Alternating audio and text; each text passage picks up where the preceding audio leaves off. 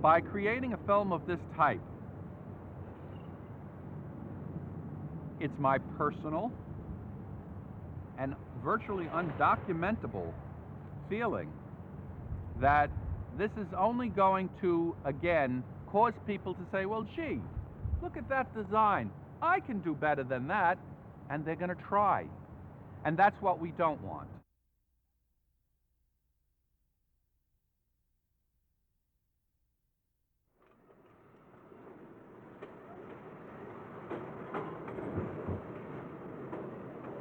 That's why I'm letting you know now. I feel the vibes. Because I know how this shit is with the program, but it don't pest me, you know what I'm saying? Because this shit is all over with through me, you know, and I don't want it to seem like in the show like I still do it or none of that. It's just that I was one of the older brothers from way back, maybe years accordingly, and just knew what was up with it, you know, so that way I would keep my reputancy or discrepancy process real righteously right, you know.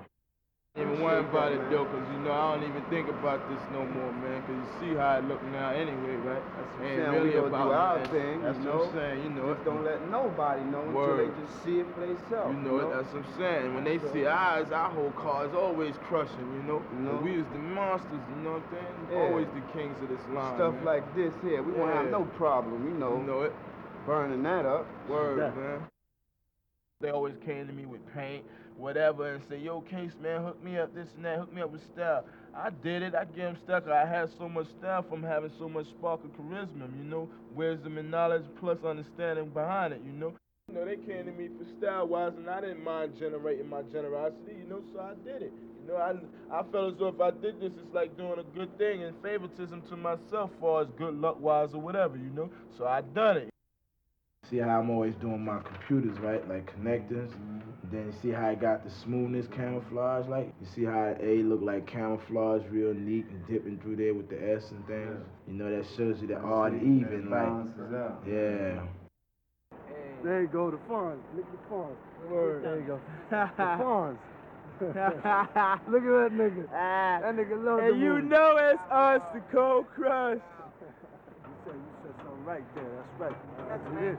That, yeah, B-boy. Yeah, B-boy, all that. Yeah, it come out like from, from the streets, people hanging out, they ain't got nothing to do. So I remember like before that hip hop stuff started out, niggas banging on the mailbox, like Hard Hands Barretto, Hard Hands Barretto. He's a Latin star now. He started out in the ghetto too, playing on garbage can stuff. Well, we used to bang on the mailbox, boom, bang, bang, and start rhyming. And that's how Flash and all these niggas, they come out to the park with a little DJ set, and now they on the radio and stuff like that, you know what I'm saying? And that's what, us graffiti artists now, we trying to get up there, Still, we ain't getting nowhere, but we getting a little recognition now, you know what I'm saying? Cause we stopped writing, that's why, and it's like, we know our potential. We done got fame, kicked the game and all type things, it wasn't no thing. We just did it and got it over with, That's all it was to it. Now we be about women, cash money and all type things, And that's what we... Oh, styles, I write the way I write. I got my own style. That's all. Where'd you get it? I made it up. But it looks something like other graffiti styles. No, it looks like my style. I know it looks like your style. Cut. Ready? Yeah. Go. John, where did you get your style? I developed it, I didn't get it from nobody. But didn't you look at other graffiti? Yeah, but just to read it, not to copy their style. And these ridiculous fights that they have about somebody crossing them out, which is absolutely ridiculous. Yeah, if you mess with us, yeah, of course. Nobody walks around with machine guns in their pockets. If you mess with us, just like regular people, we're gonna defend ourselves, And if you mess with us real, we're gonna come looking for you and we're gonna get you too. We're gonna get you. So I film this fist fight that we're getting ready to have. Is that what it is?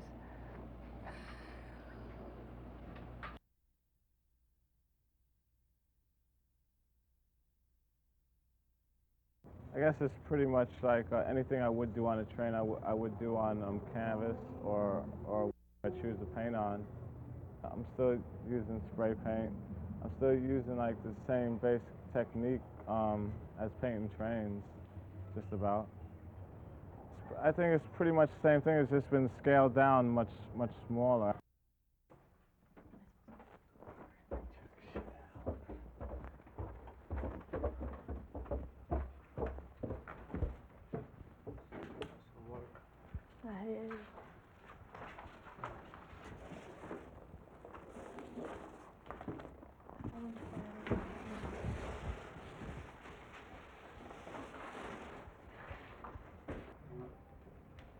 Shit is bad. And this one's called Sands of York. It's a letter B.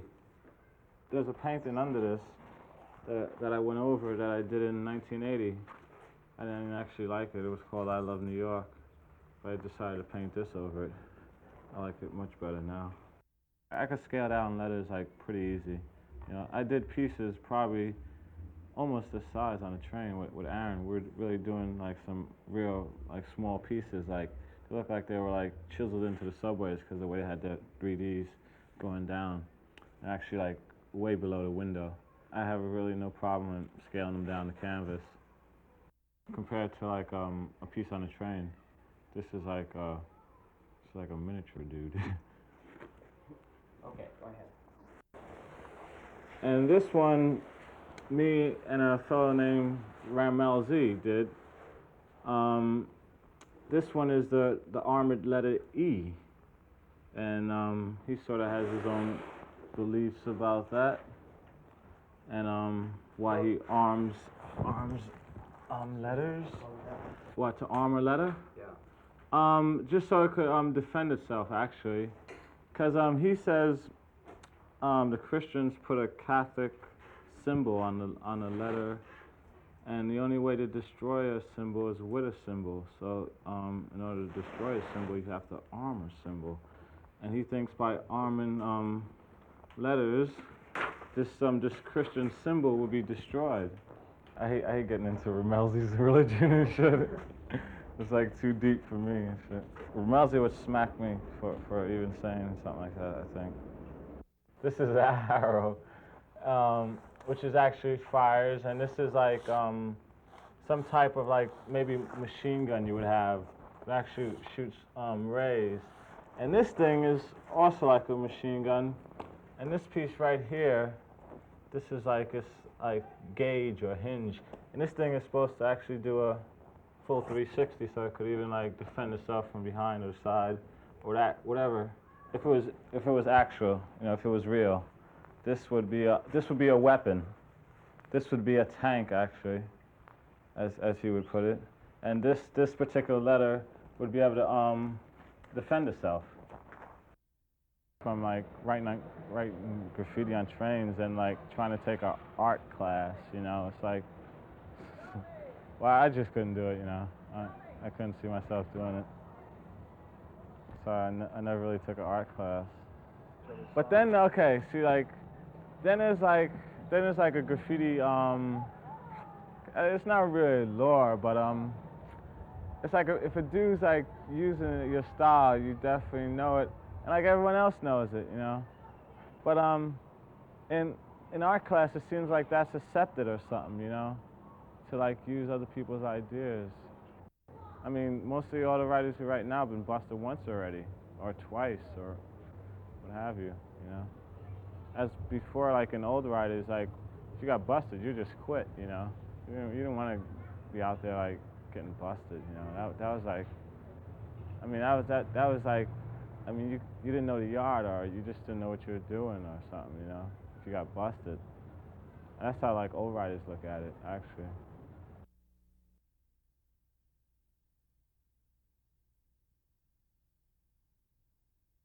Well, actually, my art teacher started me, although she didn't know it. She asked us to do a project dealing with graffiti on a train station wall or a truck or whatever. I gave it my best shot.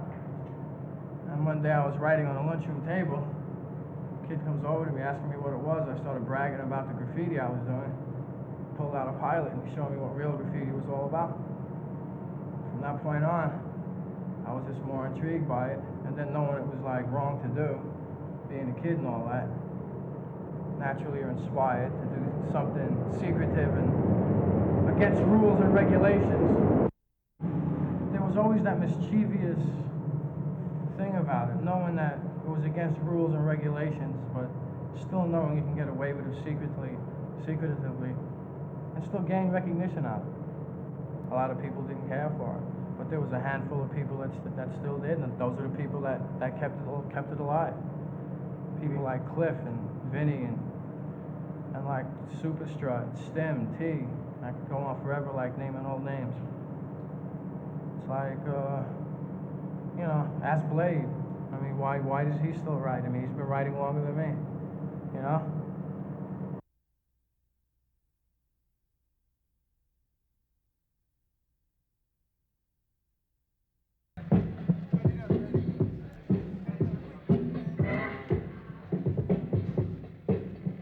Bronx. It started like from around 183rd Street in Creston. Then like, you know, it was like there for around 2 years, 3 years, right? So like then they stopped breaking, right? So the prez of everybody, right? His name is Jimmy D.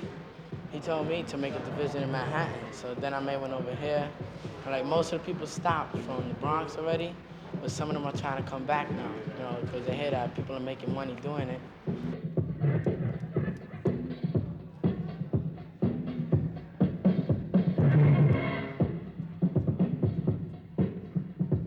I went to the Bronx into a party, and I met up with him after a long time. I asked him if I could use the name Rocksteady, and he said yeah. So, but now I don't know where he's at. Disappeared. So for now he left me in charge, and I started going all around getting different people, and like certain people who've been working with me, you know, keeping things organized.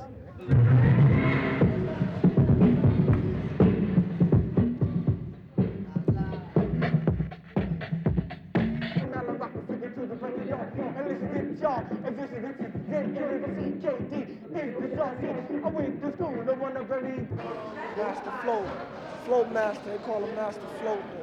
And he taught me how to float, taught me pop lock it, how to pop, move, like robots,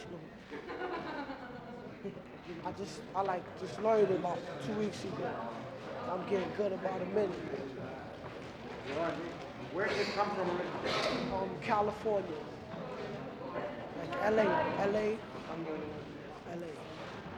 Is that part of breaking? Nah, it's called electrical boogie. It's like the robot, but it's pop locking.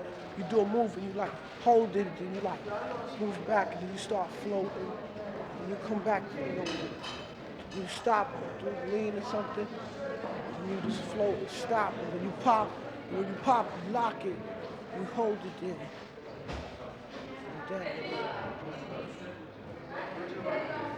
I learned from him, and we had another guy in our crew that used to do it, but he's no longer with us, so I just learned from him.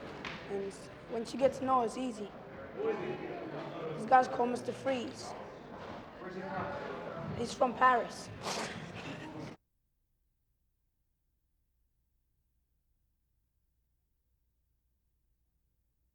And everything pretty is getting dulled. Have you seen that? Well, you're proving right here that at Graffiti Productions that going over people is not the only way to get fame. So Right. you have your side too. I'm just doing my own thing. But who's gonna tell these little toy riders here that this is one way to get fame, and the other way they see to get fame is to go over people? Yeah, but I go over them too. So what do you plan to do in the future? You're gonna keep just Well, like put it going this over the way. people that you've been going I over, or think you're gonna tonight- make peace with some people? Well, I don't know. People start with me, or they start with my crew. I start going over everything they have. That's it. I'm not like people. You go over one of mine, I go over one of yours. You go over one of mine, I go over everything you're gonna do, ever. Anywhere I can find it, anywhere. And when I catch you, I just beat the shit out of you. That's it. We always outran the cops and scaled them fences, but we can't outrun each other. We can't play with each other's heads anymore. We'll be the end of our own graffiti. At one time, we had information that these kids, about 4 or 5 kids, were going to go to a layup area and do some painting. So we went there, and it was nighttime, it's dark, there's no moon out, in dead of winter, and we're waiting and waiting, and finally we hear a little noise coming up through the bushes, and here come the kids. There are about 20 kids there. If you can visualize it, we're stuck inside the train, the doors are closed, the kids are on the outside, and they're painting away. And the fumes from the aerosol cans are coming up, seeping under the door, getting into our nostrils. We're getting dizzy, we're ready to pass out, and we're saying to ourselves, we better do something now, or else it's going to be too late. We'll have to go to the hospital. So we opened the doors, jumped down, we grabbed about 2 or 3 kids, and we let it be known to them at the time that we want the rest of the people to give us a call. And we gave them our number. The next day, the phone was constantly ringing off the hook, just waiting to just about surrender. I know where you live at, so I'm going to pick you up sooner or later. You might as well just give yourself up. And they're really well known for that. What gives you away is ink in your hands, because you're doing inside, right? So usually, like, you would try to, we try to talk it out. Nah, man, like, I dropped something in the track, and I went down there to get it and all that, and you're trying to keep your hands in your pocket like this, and I show your hands, and then he'll tell you, well, let me see your hands, and when you show your hands, if they're inked up, they got an arrest right there for graffiti. It's up to him. He can comply, or he doesn't have to comply. He can come with me, or he doesn't have to come with me. One way or another, he's going to come with me, though. Yeah. You know, I have a job to do. He has fun to do, doing his trains. I have a job to do. Unfortunately, I don't think they have anything to fear from the courts. They have to fear the system itself, the train system. It's dangerous, very dangerous out there. The courts are backlogged with such numbers of violent crime, where this graffiti itself is not a violent crime. It's not a crime against a person. It's a crime against the property. And it has to sit on the back burner. They know the yards, and they know the layups, they know the system.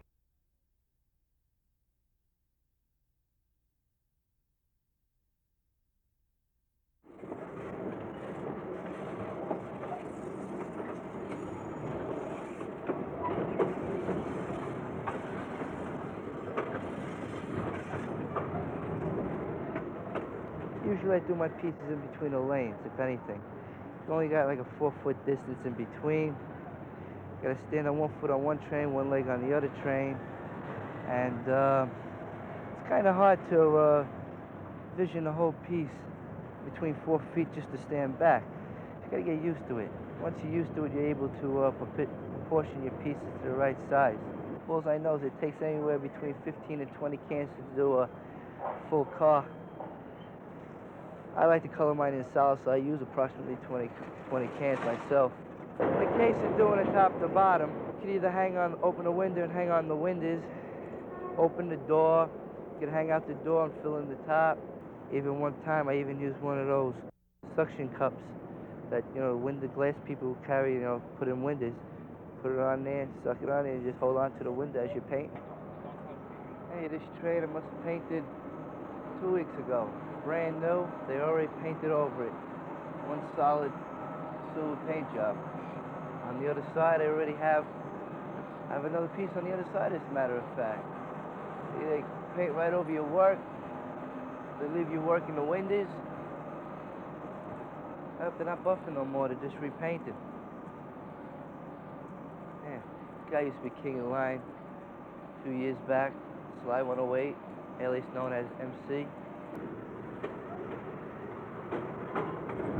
I must have been in this yard in about 75. 75, yeah, 75, sure. I met Danko 1, who was doing the yard in here. At the time, he was trying to take over again. He didn't quite do it, but that was the first time. And I got rated the first time. Still come back for more, though. It's the excitement in it all. You got the art. I wouldn't say too much for that.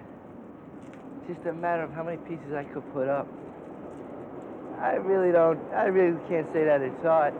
It's just, I don't know, it just keeps me going. I don't know what I'm gonna do after you're not able to go in the yards anymore, after they put up the fences and all. But, as you know, guys, this guy used to be king of the line, Puma 107. Right before, no, him and Sly 108 were about the same. There's another piece. Two of my buddies with a PJ Sin. It's kind of old, and you know they clean the windows, dripping from the acid. Comet painted over a PJ. Well, that's what happens. They don't last more than maybe a week if the city doesn't get them.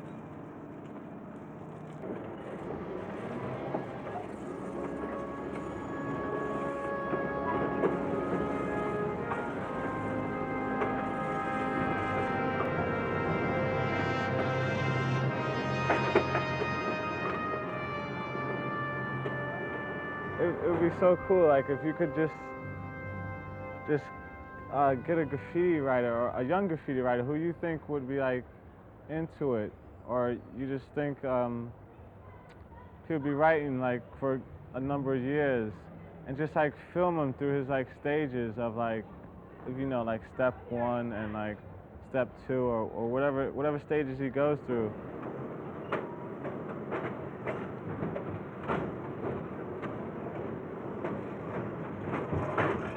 Just him on the way to the yard that night, you know, I mean, and then like him looking for that first piece or whatever.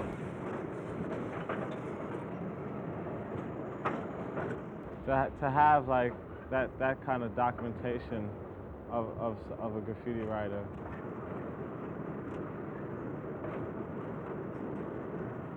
That would be like a real good film, actually.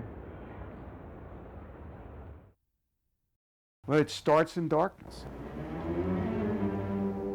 I mean, that's partly romance, but it's true. It starts, it gets made, the work of art happens in darkness. Then it bursts into the light, and then we see it, right? Everybody sees it, hates it, loves it, you know, is stunned by it in one way or another.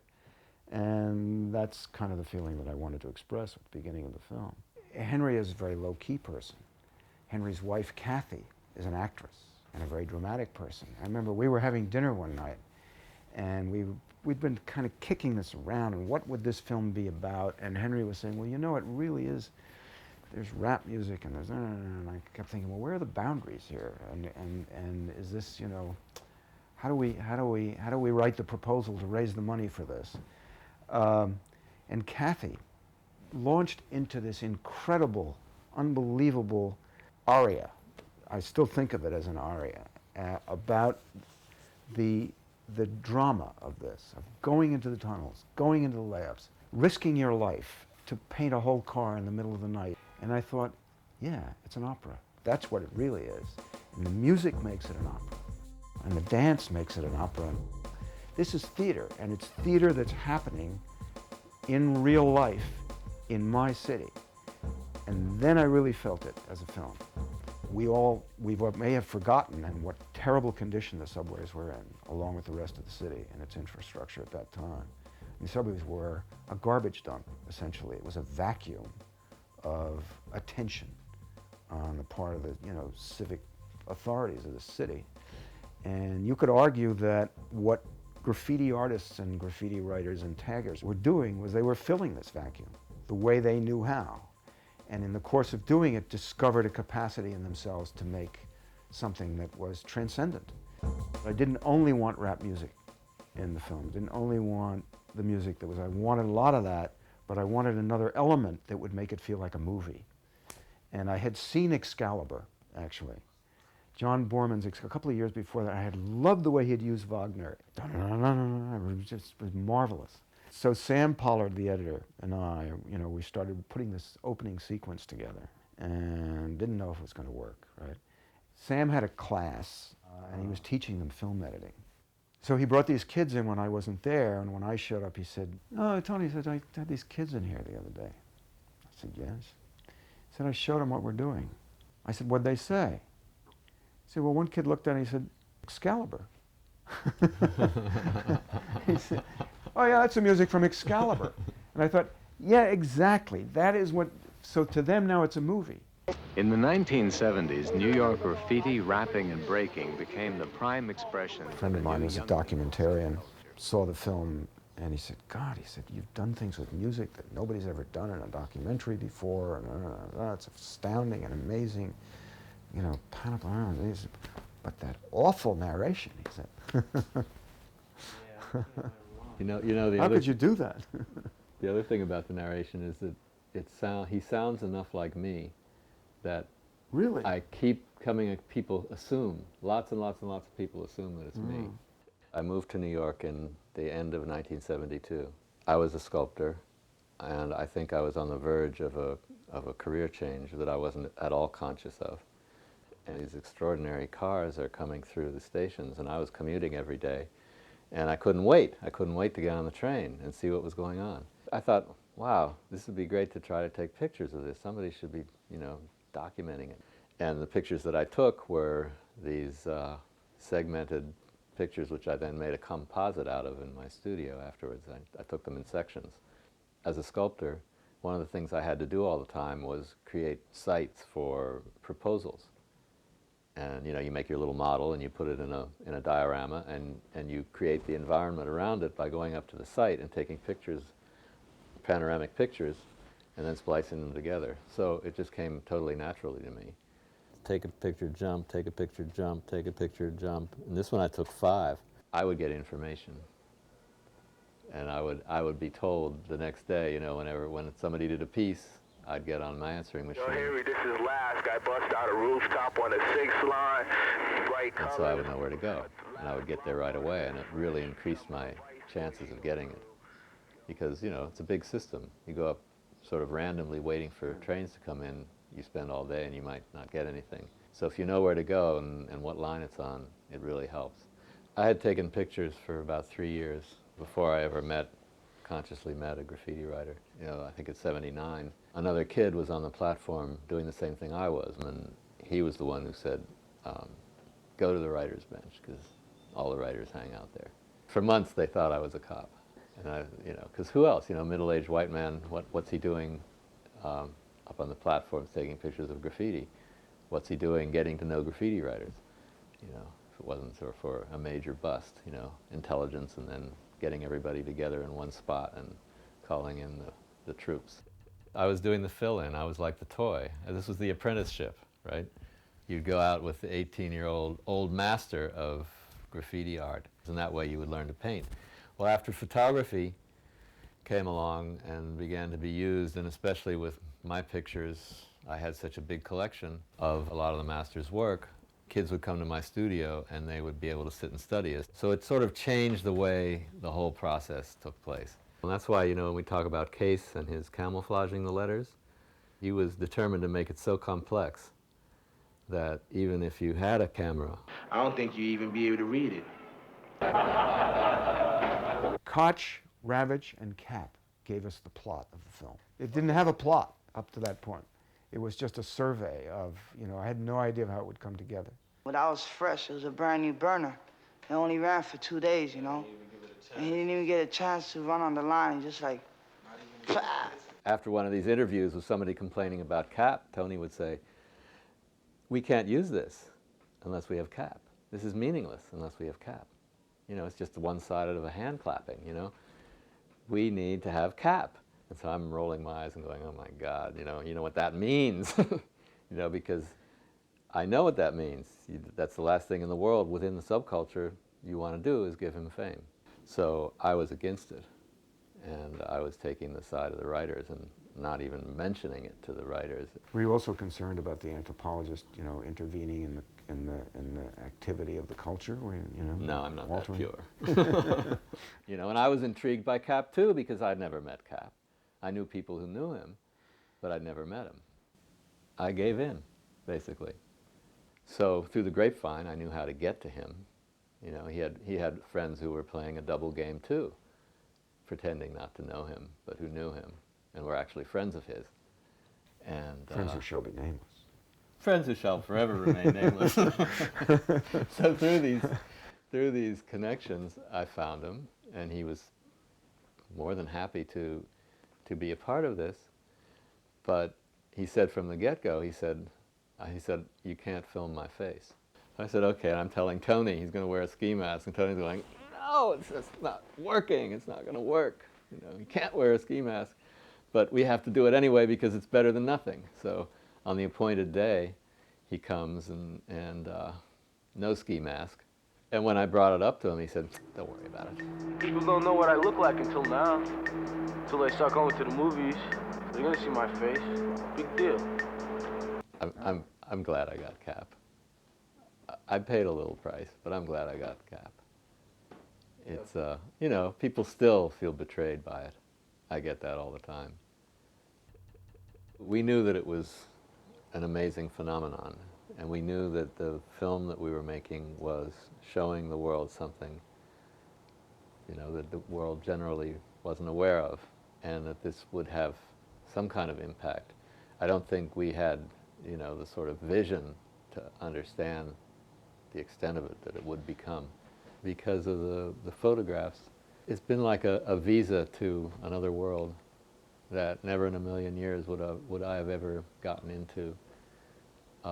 Those photographs gave me this incredible access to meet the most extraordinary people. It's a gift to me that because of Henry, I got to make this film. There's so many paradoxes associated with graffiti about whether it's good or bad for society, good or bad for kids who do it. It's a tangle that can never be untangled or reconciled. And that, to me, finally, those paradoxes, the most fascinating thing of all about this whole project for me. That finally there is no judgment that can be made. It just is. And you can, the isness of it is, it's poetry and it's beauty.